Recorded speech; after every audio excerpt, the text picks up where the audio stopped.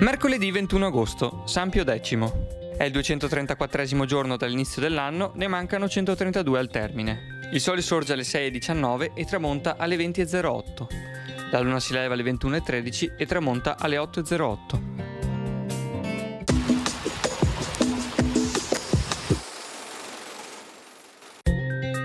Un decreto del Senato Veneto invita il capitano da mar Vittore Cappello a portare a Venezia il capo di San Giorgio Martire, custodito dai papassi greci nell'isola di Egina.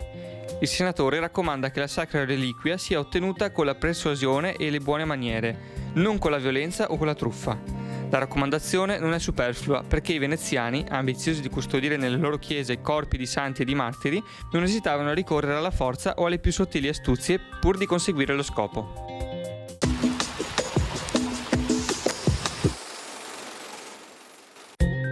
Le previsioni per domani.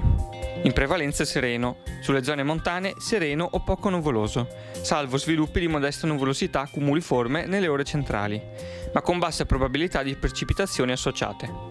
Temperature minime senza notevoli variazioni, massime lieve flessione. In pianura bora moderata, a tratti tesa sulla costa nella notte fino al primo mattino. In quota venti deboli moderati da sud-ovest.